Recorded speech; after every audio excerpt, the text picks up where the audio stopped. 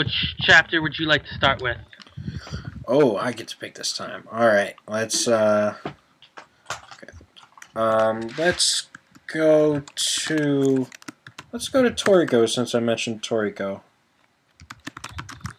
All right. Well, since you get to start it off. All right. So, baby gets born. We know that shit from last week. Goes over the badass rainbow. Goes over the rainbow. Could make a lot of references out of that. But, honestly, I think we should, because it's whatever. Well, anything we could come up with will just be Skittles. Yeah, the Skittles somewhere over the rainbow. The something about like Yu-Gi-Oh! Robot Unicorn Attack. Ain't got shit on baby, like manliest baby Heracles, freaking riding the rainbow. And making it look more manly than being a man. Yeah, and so like everybody in the entire world can feel it. Like there's like feels like an earthquake, according to like the human world. Oh my god, it's insane. Mainly, one of the many things that made this week's chapter insane was the previews we got of the upcoming 8 kings, remaining 8 kings. Of course, once again, to mention King of Lightning in his video, mentioning how we're freaking gonna get supersized Zaro at some point. Friggin' go, and then a full moon will come out, and he will, instead of turning into a bigger ape, he'll turn into Goku. Maybe. Yeah. So. But yeah, no, those designs look beast. Yeah, Rin gets wet. Nono gets wet. Because they know what it means. They know it, and it's funny. I thought Rin was hilarious before when she would friggin' have an orgasm and get wet just by seeing Toriko, or even just hilarious. And now, just by she hears a sound that makes her think, oh, it must be, this. Oh, that means Toriko did this, so that makes me wet. Mm-hmm. And next, the thing about another interesting fact about this week's chapter was the fact that Coco not only noticed Blue, but noticed the quote-unquote gourmet appetite beast that finally revealed itself from Komatsu, even though it still confuses many people as to where it came from. Mm-hmm. Yeah, there's definitely some mystery in that. Some people say, like, he may have been injected with gourmet cells from the time he was with Midora and Starjun. And that's definitely possible, but we don't, because especially since we don't know much of what happened. Exactly. Now, unlike most of the time during most anime time skips, they just skip over what happens. Now, certain things are touched upon again through maybe flashbacks, depending on the situations. Like when Naruto during the Sasuke or the new Team 7 arc, when Sai came in and they flashbacked and he was freaking and went to his second tailed beast coat where he had 2 tails, and they briefly flashback to the incident that happened with Jiraiya and the 3 tails back during the time skip. Right. So I feel that they might come back to showcase what happened when Toriko, leading up to Toriko rescuing Komatsu from Midora. Right. I mean, still ambiguous right now. It's very ambiguous. Fine. I mean, we don't even know what happened to him during the time skip. I mean, I presume that he probably just let Toriko have Komatsu because he just seemed so broken up by the end of everything that happened. Yeah. By the end of when the time skip started, he didn't seem like his heart was in it. So, unless something changed, but I highly doubt Toriko had to fight him for Komatsu. And so next they get to air. Like Or no, they finally, finally get to eat air. yeah, they're And finally gonna eat air. Yeah, honestly, like, once again, it's insane what the things that that the food and the gourmet cells do for the characters in Toriko. Like, just the sniff of air, and he can freaking see into space. yeah, Like, and they have yet to even show what. I just can't wait to see what Toriko is able to do after eating air. yeah, exactly. Which, surprise, surprise, not. He made it his salad. Oh yeah, I mean, That was no surprise. yeah, I guarantee you, all of Akashi's course are going to make it onto the 4 lists. yeah, Onto the 4 full course meals of the 4 kings. yeah. We know Earth is gonna go to Sani because that's what he was pursuing earlier. And that's, I believe, the dessert. I Yeah, think. So, yeah. And Toriko already has his dessert, which some people, not going to mention names, King of Lightning, doesn't like Toriko's decision for the dessert because it seems so simple. Uh-huh. Especially when you compare it to Akashia's full course, which has just the massive stats. And we've only gotten the first ingredient. Yeah. So, Yeah. So, let's see. What else?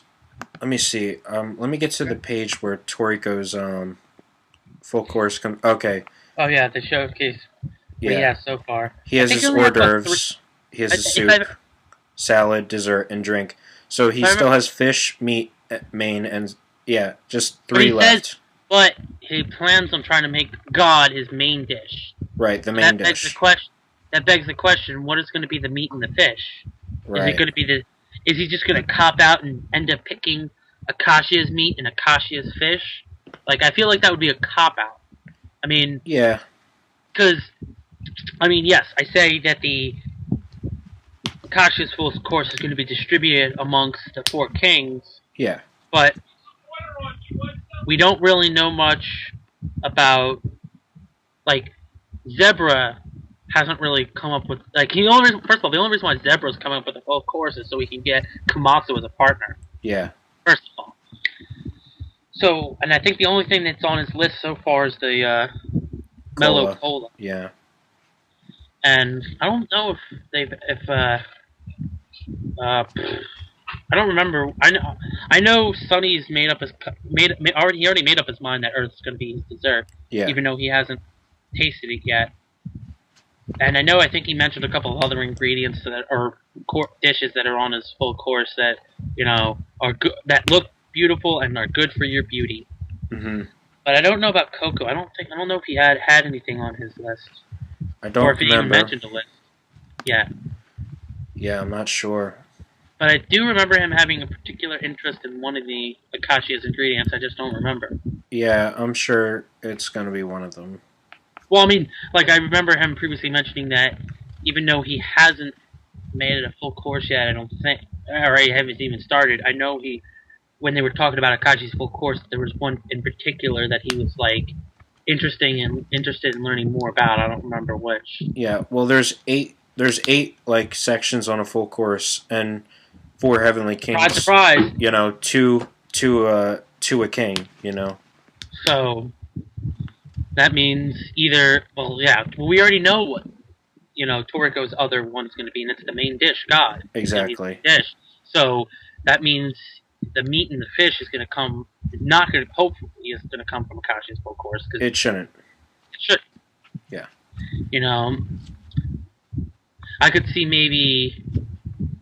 I don't know. Like I said, I'd have to think about, because I know it's going to bother me now that I mentioned it about Coco's the ingredient that he was interested in from Akashi's full course. Right. I think it might have been the drink. I'm not sure. If you viewers know, please let us know. The comments. Yes. Or if you end up joining the forum, which you should because it's awesome. and talk about it on the forum, because I'm pretty sure I started a Toriko discussion. Yep. Chapter discussion, because it wasn't there. Anyway, so after taking into account everything, I would have to say this was there wasn't much in terms of plot progression, sort of. Right. Because, I mean, the main plot progression was they ate the air and then he added it to his full course.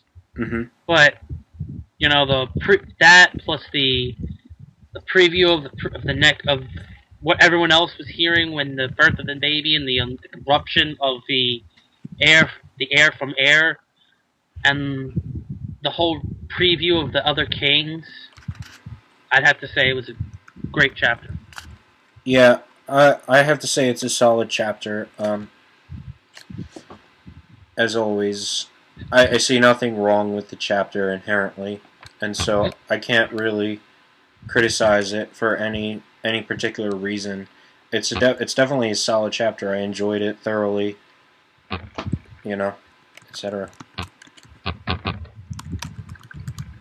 Okay. So, would you like to take us into our next chapter? I'm trying to think which one should. Alright.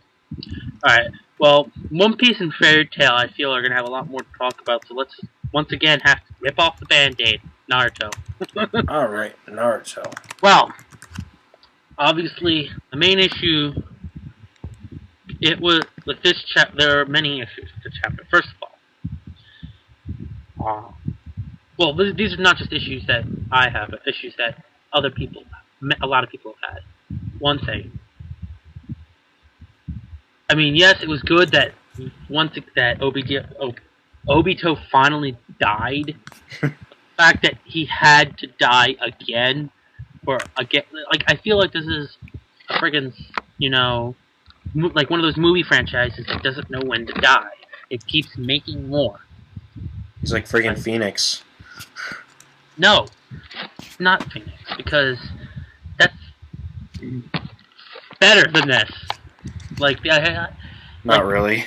Phoenix, like in the comics, Phoenix literally never dies. Like, she keeps coming back and back and back and back and back, like, and just never stays dead. So, but at least you know that ahead of time going into reading it. Right. Nobody expected Obito to keep living and keep being relevant. You thought that, okay, when he was revealed as the bad guy, he was going to be taken out. But this is Naruto we're talking about. When was the majority of the most dangerous ones, except for the few we mentioned last week from the Akatsuki, they pretty much all became goody-goodies. Now, but this also saw the end of Kakashi of the Sharingan. Once and for all. And even there's still no more BS. Done. It's over with. Yeah. Kakashi the Sharingan, the Copy Ninja, whatever, gone. Now, Sasuke was being all like badass as usual and goes to try and take out Madara, but then Hagoromo just like, nope. He had the 10 tails Jinchuriki the 10 tails removed, so he's gonna die anyway. So There's no point in wasting your energy to kill him. And then he has that, you know, heartfelt moment with Hashirama where he says, it didn't work out, but still, fuck you. Basically. That's pretty much what it is. Yeah. And, which, of course, pissed a lot, you know, I didn't remember this because it was pointed out by several reviewers that that Hagoromo, when he removed the 10 tails, and Obito, both, instead of dying, were only supposed to be paralyzed for a period of time because it was the 10 tails and not any one of the other ones. But for some reason he decided, okay, we can't have, you know, the most badass villain of all time in Naruto actually stay alive. There's a reason for that. There's a solid reason for it. And a lot because of we don't want to see him turn into a good guy. That's why. No. There's a reason that these reviewers are missing, and that was pointed out to them, and they're not hearing it. And the fact is that the reason why the Ten Tails is the exception is because when the Ten Tails gets ripped, the Geto Mazo is supposed to stay inside the Jinchuriki. However, when Kaguya was sealed, the Geto Mazo was also sealed within the Chibaku Tensei in the previous chapter. The point that they mentioned was that the husk, the Geto Mazo, was used to seal her the first time when it was removed from Hagoromo. But that's not true. It's not true, though. If you look at the context of what Kurama says, he says the exception to the rule is because of the Geto Mazo. And when Minato questions it, he says, "Are you sure?" Kurama says, how do you think Hagoromo was able to manipulate our chakra and send him to different places after he already divided up the tail beast? It's because he still had the Geto Mazo inside of him. And when he died is when he got rid of the Geto Mazo. But in Madara's case, he did not have the Geto Mazo because it got sealed alongside of Kaguya. So, it still pisses a lot of people off because of the fact that the storyline allowed but Obito had the husk removed as well, and he still wasn't gonna die because of Black Zetsu. Because Black Zetsu saved him temporarily to keep so that he wouldn't be able to hand over the Rinnegan. He took control of him beforehand, so he could, instead of sacrificing his life to revive Naruto. Oh wait, no, you're right. He wasn't going to die because he was going to. Instead, he was going to die because he was going to sacrifice himself to revive Naruto because Naruto lost Kurama. Correct. But Black Zetsu stopped it and made him sacrifice himself to revive Madara, so Madara could become the Ten Tails Jinchuriki, and since now was complete, he could become the full-blown Sage of Six Paths. Correct. So if Obito was only going to die because he was going to be either by his own choice or through the power of suggestion, if you may will, was going to be using the forbidden jutsu to revive people. And he would have been dead anyway. He would have died. Like, once Madara summoned the Geto Mazo out of Obito, he would have died without Black Zetsu. And after that, and after the Rinne Tensei... he was going to die he would have still died. Was going to make the choice. He wasn't going to die. He only was going to die because... He wasn't going to die because of the removal of the Jinchuriki, of the Ten-Tailed Beast. He was going to die because he was going to revive Naruto in exchange for his own life. No, you're missing it. Because he didn't have enough chakra to survive. If he used it. Yeah. Because because back when, if you want to go back to the whole pain thing, the reason why the one pain that was reviving people didn't, keep dying himself was because he had more than enough chakra to deal with it. Yeah. But Obito didn't, so he was going to sacrifice himself to save Naruto, so Naruto could stop Madara, because Madara was still Edo and couldn't become a Jinchuriki. But Black Zetsu stopped that. Mm-hmm. Yeah. Well, I'm talking about before this, because he got the Jubi ripped out of him, and then he was paralyzed because he got the Jubi ripped out of him.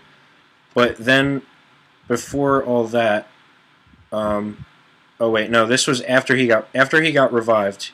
Obito was still alive because of Black Zetsu and the Geto Mazo. And so when the revived Madara, he summoned the Geto Mazo out of Obito. You remember that? I think so. And Kakashi tried to warp him with Kamui, and he warped his arm away only. No, he ring a bell. Obito away because No. We're talking about after that. We're talking about or before that. He was, no. You remember Minato said, "Can you warp it?" became the Sage of Six Paths, and then went to kill Kakashi. But then they sent Kakashi to he was going to kill Naruto, who was still trying to be healed by Sakura.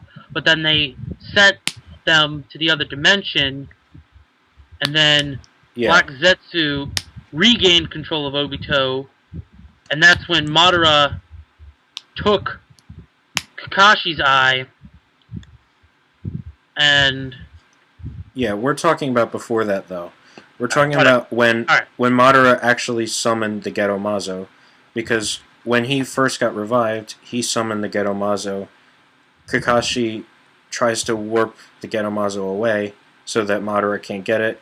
He only warps away his arm, and Madara uses the Geto Mazo to rip the Bijus out of Naruto, B, and then the rest of them. As we know in the manga, it was only a tentacle because he's still alive. Right, and so then, but of course, it took him several chapters to confirm that. But then Obito was still alive only because of Black Zetsu, and that makes sense because Madara still wanted the Rinnegan that he had, and because Black Zetsu is essentially Kaguya's will, so it makes sense that Obito was still alive in that case, because he was still being joined with Black Zetsu.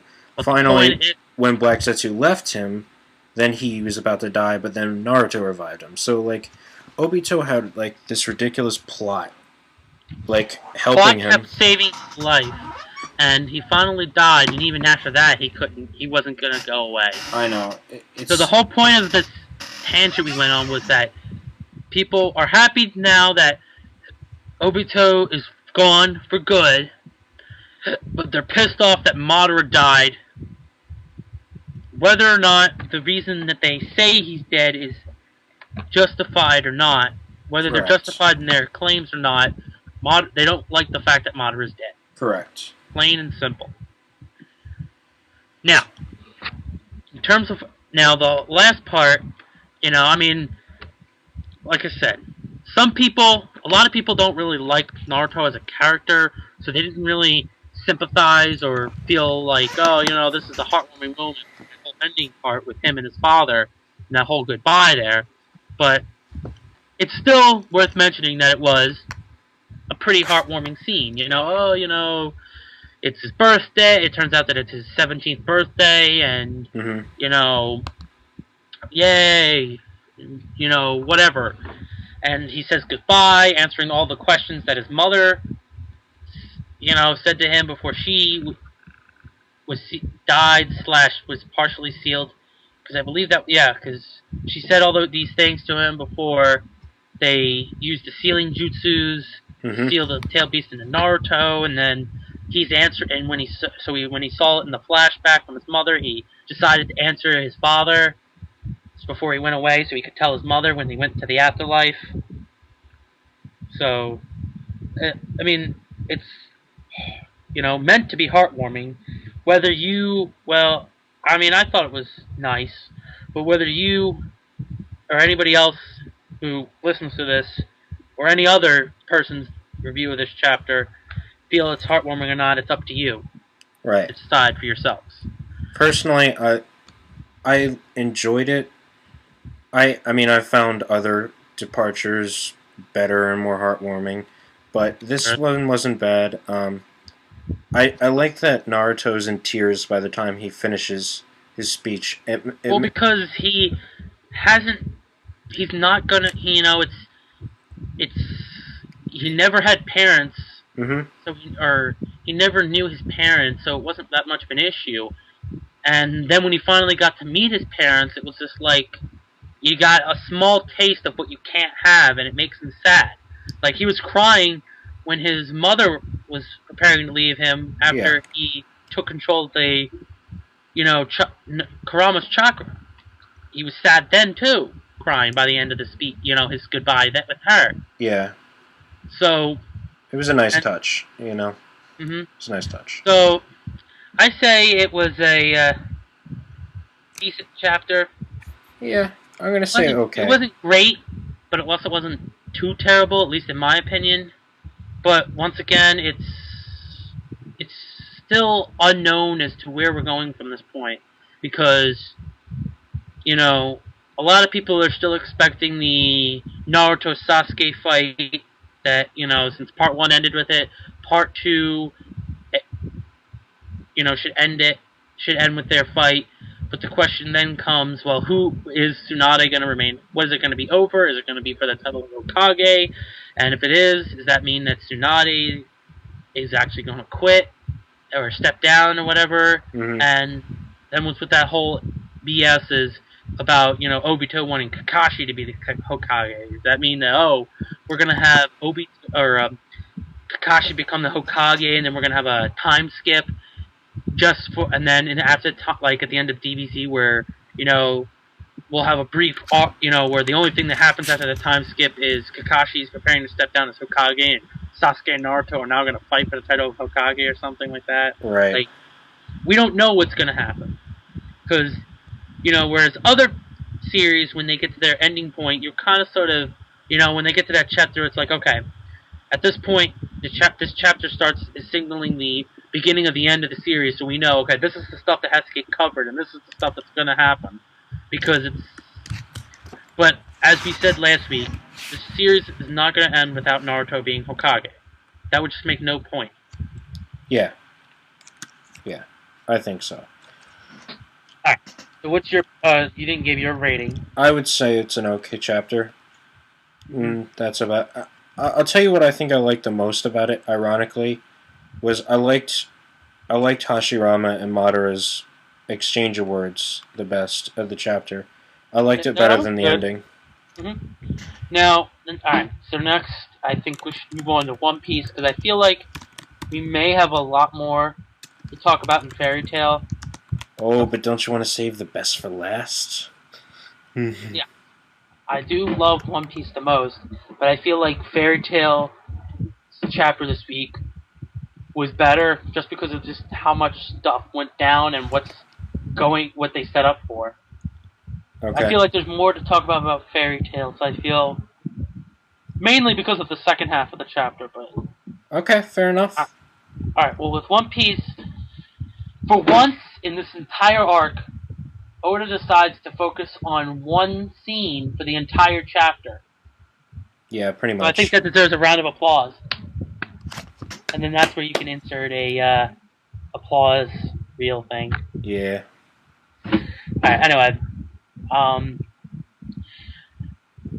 We focused on Luffy and Law with, Trapple and Doflamingo in the, I guess, throne room of the palace. Yeah. And lo and behold, surprise, surprise, Bellamy got his ass kicked by Doflamingo and is on the ground bleeding. I didn't see that one coming. No! Bellamy get beat by someone else? Oh, please. Other than Luffy? That's absurd. Where's the dent in his face from the single one-hit KO punch? Right. Anyway. No, but that was... right off the bat, I knew it was going to be a good chapter when friggin' Doflamingo was not only making fun of Bellamy, but was using him as a shield against Luffy.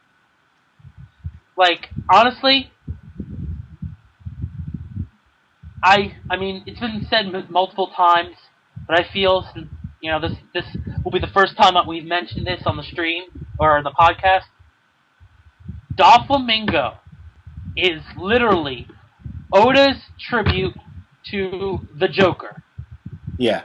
Batman Joker. Like, if it wasn't obvious at this point, this arc has made it blatantly obvious. Yes, we heard that his underground name was Joker in Punk Hazard, but it wasn't until the Dressrosa arc that we really got a feel for why. Because Oda apparently read Batman comics and was like, I love this Joker character. Let me make a character like that. And da-da-da-da! We got Don Quixote Doflamingo. The Joker of One Piece. Mm-hmm. Yeah. It's just Yeah. It was. I liked how he used Bellamy as like a meat shield. I thought that was hilarious. it was Luffy's hilarious, but it was also reaction badass at the same time because it's like, oh, like Doflamingo. That's just like only something that Doflamingo would do. and Luffy's reaction face is priceless. He's It's like, like, "Sorry." no. Now it was the fight was interesting. I mean, it was cool. I liked it because only just the sheer fact that Luffy was trying to figure out a way to hit Doflamingo without hitting Bellamy, and it just wasn't working. Uh-huh. And then, out of left field, he's like, then you have Law saying, "Oh, don't get in his case, don't get mad, don't, go, and all that stuff, and stay to our secret plan." And then, in Luffy fashion, you think he's getting mad at Law and saying, "You know what? Screw you," and then goes after Law with a Red Hawk, and the next thing you know, room shambles, and boom, Red Hawk, hard time on Doflamingo. Yeah. That red, the best way to describe it, Doflamingo ate the shit out of that punch. He had a freaking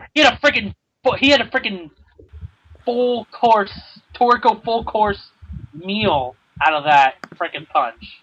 Mm-hmm. That was just, and then without even failing a step, or without even skipping a beat, Law turns around and goes radio knife and freaking cuts the shit out of Trable, Including his snot. including his snot. Now, it was surprising when I saw with King of Lightning's review that he originally apparently thought that Trable was a Paramecia and didn't know that he was a Logia. Right. But he's obviously a Logia. Yeah. I mean, because I thought that was obvious from the beginning. But I guess now it's more obvious than ever because he pointed out how after the radio knife, you see him together again, and it looked like the radio knife cut him up to the point where if he wasn't a Logia, he would be dead. Right. But it's not. It wouldn't be. It's not that simple. It's Trable and Doflamingo. It's not going to be that simple. Of course not. But just the look on Doflamingo's face as he's getting punched with the hit with the Red Hawk is just priceless. Mm-hmm. And it's pretty much the chapter. It's pretty much the chapter. As soon as you see Luffy running towards Law, I'm like, oh, he's gonna do that. Yeah, you kind of do that. It was kind of, Now, of course, a lot of people are saying, oh, Doflamingo's gonna get one shot, and what many actually good reviewers have been saying the same thing since then to these people, and that's, you're nuts. There's no way that the Red Hawk to Doflamingo and the radio knife to Trable is going to knock them out, defeat them that easily. After all the build-up, especially since we haven't gotten the flashback that Oda's been teasing for months now. Yeah. About Law and Doflamingo's past with each other. Yeah, and then there's that confusing statement of, if it weren't for that, you would have been the third Corazon. That statement so far is kind of confusing. Kind of confusing, but the general consensus is that the reason why he said it that way was because the Corazon is a position. Yeah. Because Corazon, I believe, is Spanish for heart. It is. So, since it's that, people believe that Corazon is just the big fancy is the heart seat. So that would mean that the third he would have been the third person to be in the heart seat, which doesn't make any sense because who was the first and second one, and right, was his brother the first one? If that was even his real brother, because at this point we're not even sure.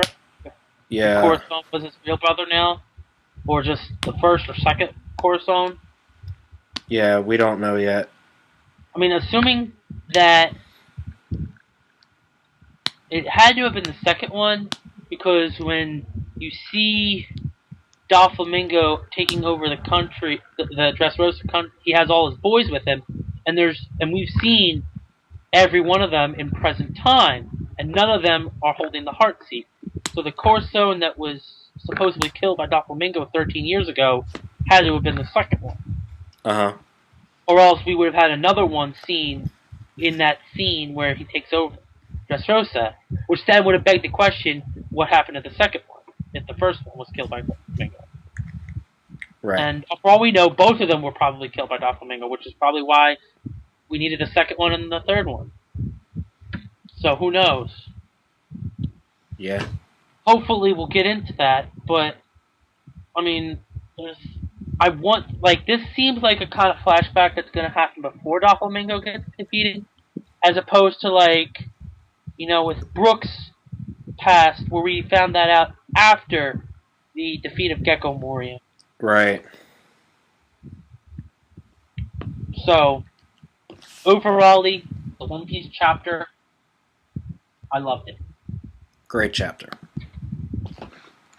Great chapter. Yep.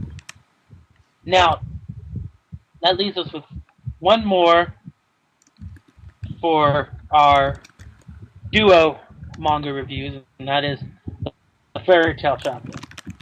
Now, the reason why I wanted to save it for last was because I feel like there's a lot more to discuss with this one.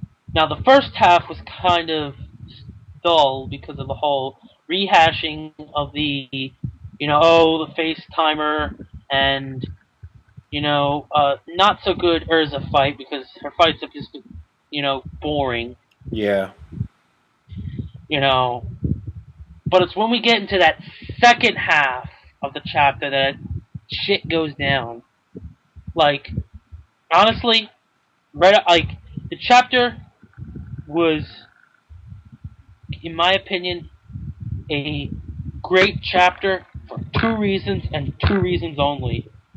The arrival of Acnologia and the appearance that hints the possibility of the return of Igneal. Yeah. With the possibility of an Igneal Acnologia fight in the upcoming chapters. Because not only could it be that, but if Igneal's still alive, there's always that possibility that Grandina and Metallica are Metallicana, yeah. Metallicana, and them two could also show up with Igneal to fight Acnologia and have the freaking Dragon Slayers riding their own dragons, minus every other Dragon Slayer, because none of them have dragons. Uh-huh. Sting and Rogue killed their dragons, I believe, because they were sick. They were sick and they wanted to be put out of their misery, so they let their students kill them. But that is just the fact that, even after this epiphany of maturity, Wendy was like, yeah, alright, I'm mature now. And then just hearing Acnologia, she's just like, in the fetal position, basically being like, paralyzed with fear at the sound of Acnologia approaching. Yeah. It's just like the fear. Now, I honestly think there is going to be one completely badass fight. Now, For Neverworld says that they're not going to have stand a chance because of the fact that they couldn't beat a single dragon in the Dragon Festival stuff arc. But if yes, Natsu technically did because he beat Mother Glare, I believe, but it was a combination of him eating the flames of Atlas Flame and while riding Atlas Flame, and they kind of sort of sent him through the gate. So but Natsu's gotten more powerful. Sting and Rogue has got all the Dragon players have gotten more powerful since then, especially if Godzilla kept his steel upgrade. Yeah. especially with that. And so, if those 5, because you're gonna have Wendy, I together might be able to beat Acnologia, especially if Igneal, Talicana, and Grandine show up. Also, I think Laxus is going to come back into the battle because of the fact they gave medicine to, I forget who, to go take, to give to, what's the old freaking lady, I can't remember her name, who's taking care of Laxus and the Thunder Legion. Right.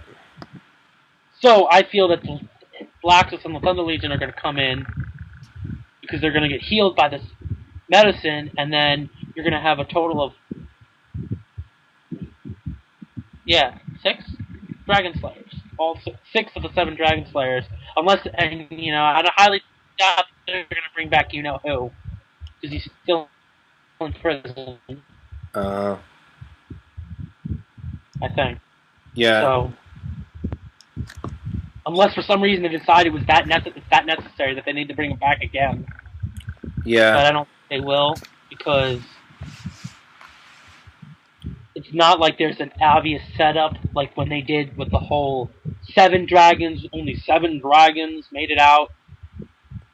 Yeah. Of the portal and Dragon Festival thing. It was pretty obvious that they were going to bring him back, but with this one, there's only 1 evil dragon, so there's no, especially since it's presumed that these 6 Dragon Slayers are going to be fighting alongside 3 other dragons to help defeat Acnologia. Uh-huh. And that's presuming God knows what, Mark Gears is going to do with it when Acnologia finally gets here and this fight against Acnologia begins, because it was pointed out that it looks like he may be slightly worried about it because, and the fact that he himself might not want to actually sit there and have to deal with Acnologia because I don't think they're friends. No, they're not. But what I'm interested to hear, because I know it's going to happen, especially since Igneal's going to show up, and possibly the other 2 dragons, is Acnologia speaking. Because if you remember, in the Tenor Island arc, they said the reason why he didn't speak, because dragons can speak, the reason why he didn't speak was because he doesn't talk to his food, basically. Right. But he will talk to another dragon. And since it's shaping up to be at least Igneal, maybe the other 2 against Acnologia, he's gonna speak to at least Igneal. I can tell you that. Yeah, interesting thing about Mark Gear is that he doesn't have a scratch on him, which is something that some of us feared because Mark Gear is awesome. Right now, I'm enjoying the hell out of him.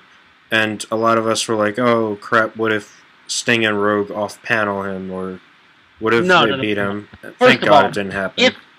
First of all, no. He doesn't look like he had any scratches on him, but he definitely took some damage from the fight against the Spirit King. You cannot say he did not take any damage from him. I'm talking about from Sting and Rogue, though. No. Yeah. But, unfortunately, the Spirit King wasn't able to stay around long enough to do enough damage to Mark Gears to the point where someone like the team of Sting and Rogue could actually beat him. Right. Mark Gears doesn't look like he's lost a step, but he definitely took some damage. Oh, yeah. From the Spirit King. Now, yes, everyone was worried that was going to happen, but, in truth, why? Why the hell would anyone think that Mark Gears would get defeated by Rogue and Sting? Because it's fucking Fairy Tail. No, they don't. They're not in the Fairy Tail, so they don't get those BS wins because of friendship. Yeah, but because they're not Fairy Tail. But they just incorporated friendship. It doesn't matter if it's the Fairy Tail manga, and that's a load of bullshit. And we still don't even know if they're going to include the whole event where Rogue's cat dies. Oh, yeah. Because some people think that will still happen, and then they're going to have to prevent Rogue from becoming evil again. But I don't.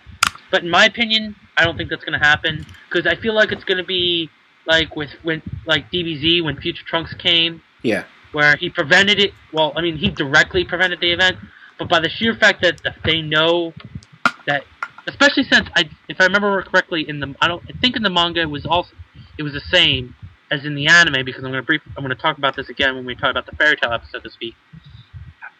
Rogue mentions something before he disappears to Natsu about the event, the exact event that causes it. Right. So, and since it hasn't been mentioned yet in this arc, I don't think it's going to happen with Tartarus. Since we're kind of going to, like many arcs before, it's going to switch from Tartarus arc to a, like, end/Acnologia arc type thing, because this time around, I feel Acnologia, with the fact that Mark Gears is here, Acnologia is coming, and End is a thing, and is very heavily mentioned in this arc, I feel like, I mean, I don't want to say, I mean, it's not been mentioned, but we could be closing in on some of the final arcs of Fairy Tail. Yeah. Like, it could, like, them fighting against Mark Gears and Acnologia and defeating them could lead to End coming out somehow, and then the last arc, then leading into some final arc against End. Whatever End ends up being. Right. Now, and that's when I think Lumen's story is going to come out, is to help defeat End. Not to freaking defeat Face, or restore magic. Because, I mean, who knows, I mean, Face shouldn't even be an issue at this point, especially with Mark Gears there already, Acnologia on his way, and somewhere in the shadows, eventually, we're going to have to deal with End. So, Face shouldn't even be a blip on the radar right now, because there's so many other worse things going on. Uh-huh. Because yes, Face could just, remove all magic, but it won't kill anybody. It'll just remove the magic. Whereas Mark Gears, Acnologia, and End could destroy the world. Which is kind of weird when you think about it, because the entire fairy tale story takes place on one continent of the entire world. Right. So, God knows what the other continents are capable of. For all we know, they might have to go to one of the other continents to find and destroy End or something, or prevent End. Like, maybe they defeat Acnologia and Mark Gears goes off with, like, I don't know, like a scale of Acnologia or something as the final key to awaken End, and goes to another continent, and if they would go to one of the other continents to stop it from End from being revived or something. Yeah. Because the sheer fact that we know that that the entire story is taking place on one continent of the entire world, out of the entire world, it basically is. Even though some people might not catch it, but anybody who's like, it's like almost like it's yelling at us that, hey, at some point we're gonna explore other continents, because it doesn't make any friggin' sense to say that there is other continents and not explore them, unless it doesn't make any sense in the storyline. But in this case, it does. Like, for instance, when I first started watching One Piece, and they said, oh, there's the East Blue, the South Blue, the North Blue, the West Blue, and then the Grand Line, I thought they were going to go through, after the East Blue, they were going to go to the other blues before going to the Grand Line. But that wouldn't make any sense, to explore all the other blues before going to the Grand Line. Whereas in this case, exploring at least one of the other continents in the fairy tale universe would make sense. Because it's just, like, it's impossible that all this danger, all this stuff that's happening, all the things they need to end the world, all take place, are all in this one continent. It wouldn't make any sense. So, if that is, it's like, so you're telling me that there's a different, like, other continents have other powerful wizards like Zeref, and there's going to be a freaking evil Justice League that's going to try and take out the world, and you're going to have to meet other guilds from other continents to try to come together to stop this evil Justice League? Like, no. It's just no. Yeah, I mean, we'll see. I don't know how long we're gonna run Fairy Tail. I don't know how much longer it's gonna run. So. We don't know how much longer, because we don't know. This is the scale makes it seem like it could be the last arc, or like the next arc after this might be the last one. Yeah. But we don't know. Right. And it could still play into what I was saying about how, after this arc, they could, in order to prevent N from reviving or to defeat N, they have to go to one of the other continents in the war on their Earth in order to, and it could still be the final arc. Yeah. Because that would, kind of up the scale when they have to go somewhere else outside of the continent of Fiore. Right. So, I mean, that's basically the chapter. Yeah. Once again, we went off on a tangent, but Fairy Tail chapter, like I said earlier, it was a great chapter. It would have been, I would have given it a higher rating, but that first half was just disappointing. Yeah, the best part about the first half was the fan service. I'll say it's a good chapter. Alright, everyone. It's that time of the podcast again where I will be talking solo. And so, let's jump right into it. So, first I'm going to go over Bleach. And I missed that last week. Last week, the chapter was 594, and I thought it was a good chapter. I enjoyed how, I really enjoyed Byakuya one-shotting, or not one-shotting, off-paneling, like, all the Stern Ritter, like, because I'm biased as fuck with Byakuya, and when I saw the panel, I laughed so hard. I did. And so, today I'm going to cover Chapter 595, The Love Dolls 2, and then Chapter 596, Love Dolls 3, because, at the time of this recording, the new chapters have come out, and so I'm just going to, cover both. So, in 595, we have Shuhei, who is controlled by Pepe, and he's going after Byakuya. And he can't do shit because he's nowhere near as powerful as Byakuya. That was obvious. Pepe goes on his rant about love and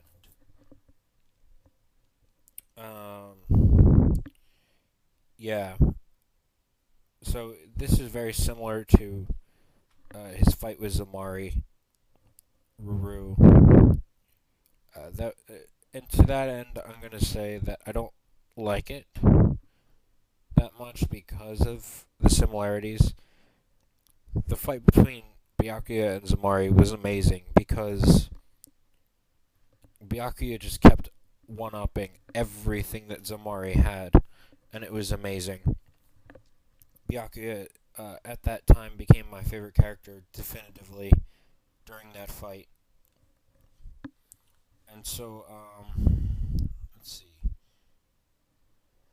So he shoots his hearts at Byakuya. He dodges because, he's too fast for that. But he blocks the Zanpaku toe, which was a natural reflex. And so that gets controlled. He throws it away. And due to this plot, he doesn't want to kill Shuhei Hisagi, even though he thinks he can't fight off with Hakuda. I kind of disagree. I don't know. I think he could use Bakudo to bind Shuhei. I don't get why he doesn't just use Rikujo Koro, which could easily bind Shuhei, and then just continue to go. So finally, he gets shot on the back of the cloak. He throws off his cloak, I think, right? Oh god, and we see that like weird, like thick ass boner. Oh no, he doesn't throw off his cloak, but he gets chained up, all because he refused to kill Shuhei or use Bakudo, and so that gets in the way, and then at the end he gets kicked away by Kensei, who is now being controlled by Mayuri, which was obvious from chapter 595. And Rojiro also shows up. And it was kind of obvious that he was controlled by Mayuri in this chapter. I knew it for a fact. Like, there was no way in my mind that the zombie girl would come to fight against Pepe. So, overall, I'm going to say it was a decent chapter because Byakuya, and I didn't like the kind of plot-induced stupidity that got in the way of his battle, because I feel that he could have done more to prevent being captured, so to speak. And so 596 goes right into the battle, of course, just as it left off. And we see Shuhei, he gets beaten the crap out of by Kensei, by his captain. At this point, it's like controlled person versus controlled person again, like fucking Rock'em Sock'em Robots. So Mayuri shows up, Kurotsuchi shows up, and Byakuya questions his morals. But before that, we go back into a flashback where, of course, he created a drug that allowed him to control like the zombies and shit like that. And I have to be honest, I don't care for it too much. Like, honestly, Kurotsuchi was interesting, but now he's become a very boring captain, if you ask me, because it's like no matter who he's up against, he just has a drug to counteract whatever bullshit they're gonna pull on him, and it's predictable. It's old. I'm kind of over Kurotsuchi's like gimmick. So yeah, he controls them, and zombie girl, I can't remember her name, gets stabbed, and she is presumed dead for now. We'll see. You never know. It's Bleach. Shit like that, you know. If a body's not confirmed in Shonen, it's a good chance they're not dead. Which I think about Unohana, by the way. I don't think she's dead until I see a dead body or a funeral. So, Byakuya goes to question his morals, and, you know, he calls Mayuri's, his ideology, sophism, and he just says whatever, you know. So yeah, then Pepe goes on the attack by hitting Kensei with the heart, saying that his love is stronger than the zombies, but Kensei punches him in the face like a boss, and Mayuri says, you know, it doesn't work on his zombies because he's different. It's not the zombie girl, it's him. It's so whatever. And Kensei proceeds to beat the living shit out of Pepe, and he's not dead yet, but you know. I always loved Kensei. Kensei was my favorite Vizard. He was my favorite Vizard, definitely. And so the chapter ends with that small girl showing up and looking at him with a cold stare. Assumedly, she's gonna eat him, because that's what she does. She has like that twisted mouth thing that reminds me very much of Pride from Full Metal Alchemist. Yeah, so that's the chapter.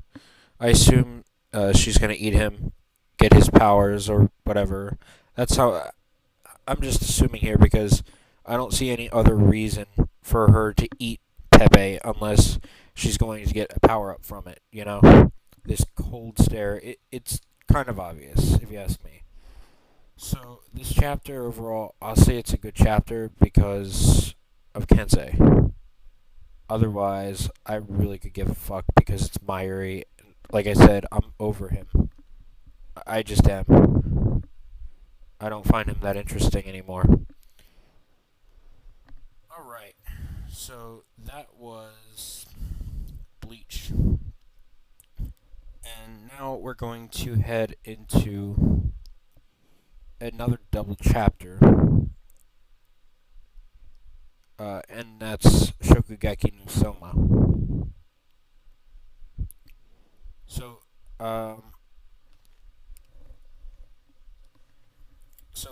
last time we left off, Soma's beef stew was getting stronger.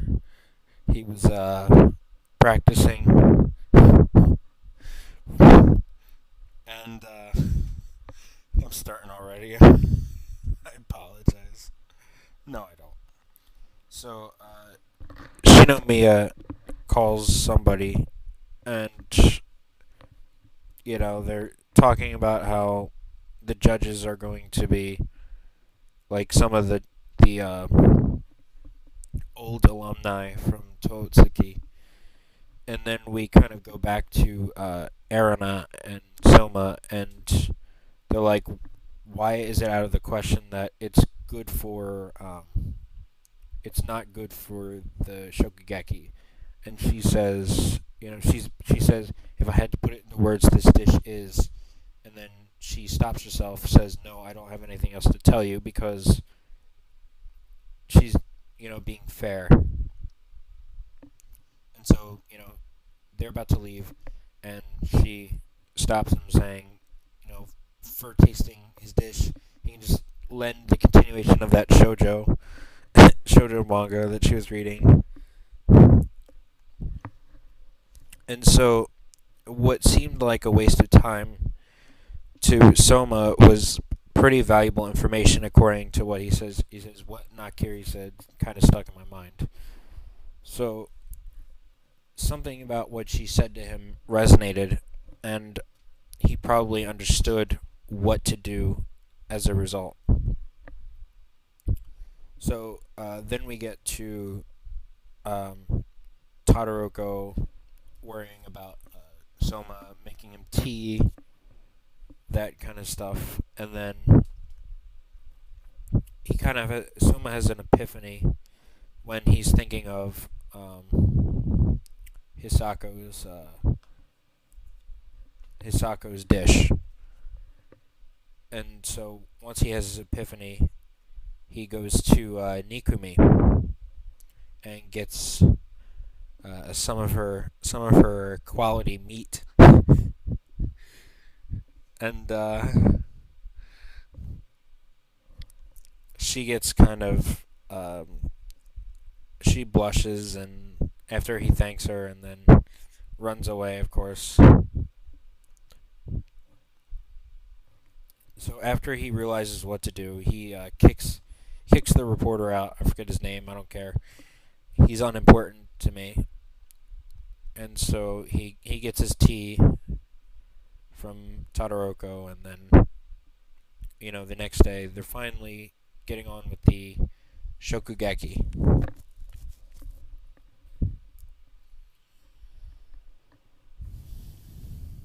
And so the chapter kind of ends with them, coming out on stage, and we see a glimpse of what the fuck is his name?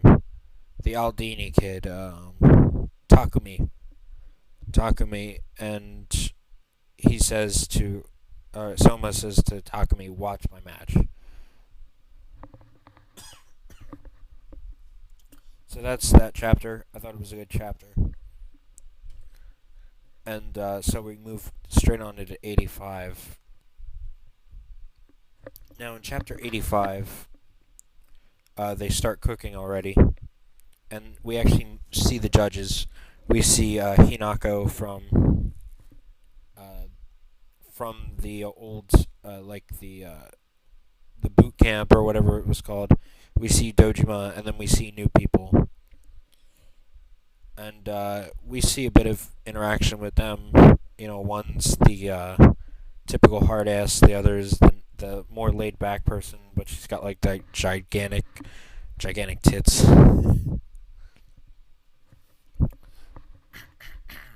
So they begin cooking, and they start to size him up, the two of them, and they're like getting all pissed off because of Subaru's tendencies, like the fact that he spit gum onto Takumi's knife, and the hard ass says, like, if he did that to me, I'd lynch him. And then she goes on to say what kind of punishment she would give him. And so then we cut to Erina after their interaction, and she thinks that he's still going in like a similar fashion, and then she actually points out the flaw in Soma's cooking in her head, and that was that the flavor was too tender. And then finally, more interaction from the judges, and then we see a really focused look from Dojima to Soma, and then all of a sudden we see the beef tail, and Erina is now surprised, and it looks like she's impressed that he is using beef tail, because she knows exactly what's going to happen. And even the judges are stunned. So I'm not going to explain like what's going on with the tail, but the point has to do with the gelatinous like features of beef tail when it's cooked with like the demi-glace sauce and whatever. And Erina notes that this is the same method that Hisako used when she did her soft-shelled turtle burger. And so, she's surprised. And then we get this awesome friggin' double panel of Soma looking straight at Erina, says, "Here's my answer, Nakiri." Awesome. I love it. Soma, this guy has got just the right amount of confidence and he pulls it off so well. I love the art too. That they draw like his smug ass face. It just looks awesome. We see Nikumi blush, and but then everything seems to be going his way. It looks like everything is, they're all praising Soma, and then finally Subaru shows up, and what it feels like is like a snake wrapping around his arm, which is really good, like poetry. I think I liked how it was drawn in that fashion, because obviously he didn't literally wrap a snake around his arm. That's just what it felt like. That's something I like about this manga, is that it does that. And Subaru reveals that he knows everything that he bought, everything that he, the people he met and what he tried. And to me, it's like, how? Unless, because he even kicked out the reporter. So you're telling me he somehow was able to stock in a no-window kitchen?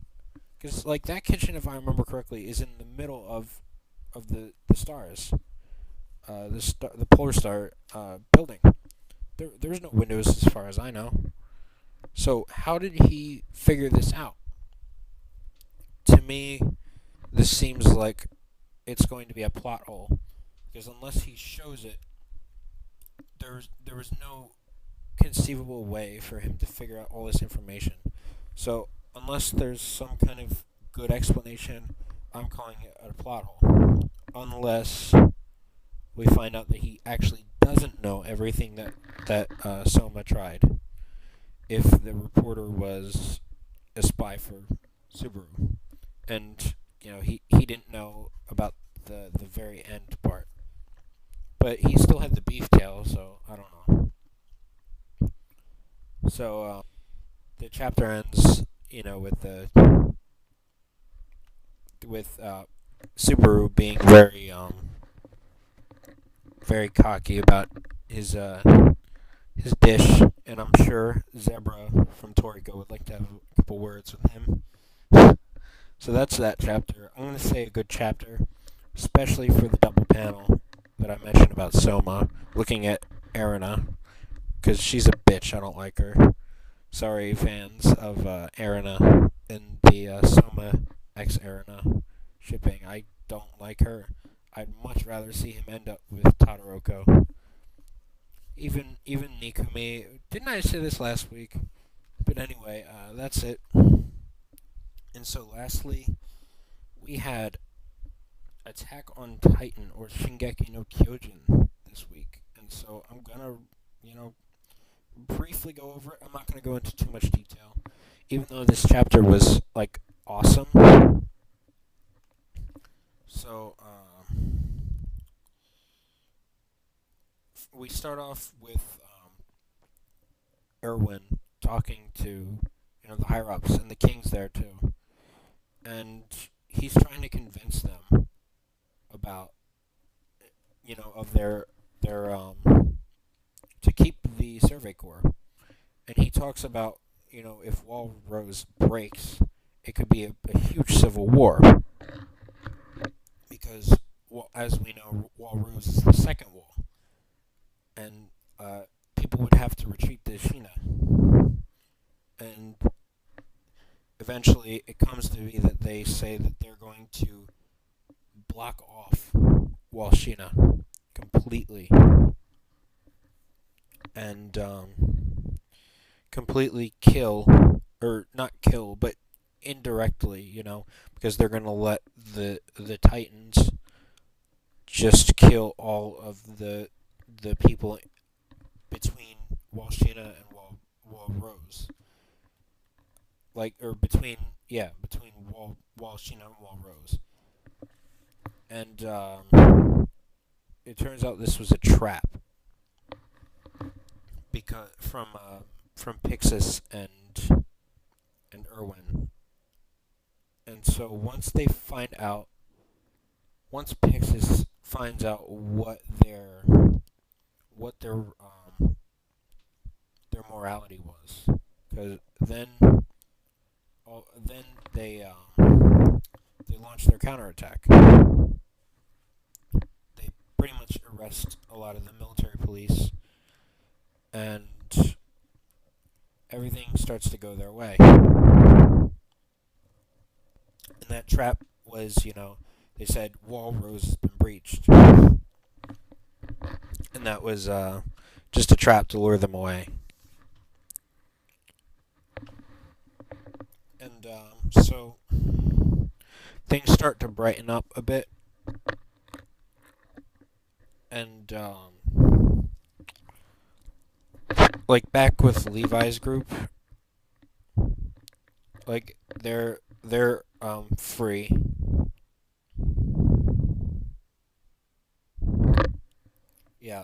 They're free because Hanji comes up to them and tells them, and now they're all happy and shit. Sasha jumps up and it's like a slightly comedic scene with some celebration. So Levi's group's okay, and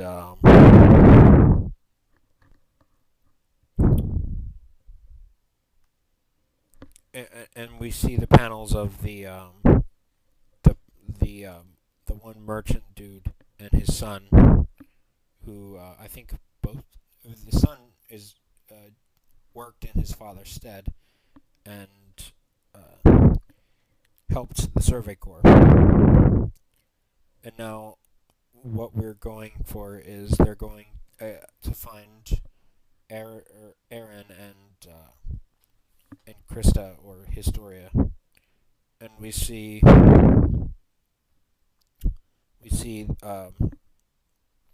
Aaron, he's in chains. Krista not so much. She's just kind of standing there in a white robe, and I don't know. I mean, she's a member of, like, she can fight, so I don't know. Maybe she just doesn't have very good skills and she can't get away. I don't know. But that's the chapter in a nutshell. Like, I know I skipped a lot of important details, but that's like the general chapter. I'm not going to go too much into detail. It's too large for this podcast. So let me say this chapter was great. If you ever talk to me about Attack on Titan, you'll know that I say that it's a very overrated manga because the popularity it gets in Japan and effectively the U.S. is far beyond what I believe it deserves. But I don't think it's bad, and I think chapters like this are still pretty great. Now, I'm a big fan of the anime because I think the anime does a much better job of conveying the story than the manga, and I think the art style is pretty grating, but the animation is fantastic. So yeah, that was a great chapter, and so that's it for our chapters this week because Hunter x Hunter is still on break because of Togashi's illness. Can we start up a Kickstarter for that? Send Togashi to the U.S. for some proper physical therapy. I don't know. I don't know what kind of medical shit they got over there in Japan, but apparently it's not working. It's like take Fujimaki's advice from the last chapter of Kuroko no Basket. They send Teppei to the U.S. Send Togashi to the U.S. We'll start a Kickstarter and we'll support it. And so yeah, Kuroko no Basket's gone. So yeah, that's it for chapters. I don't think any other monthlies came out in the past week. But if they do, you'll see them next week, definitely.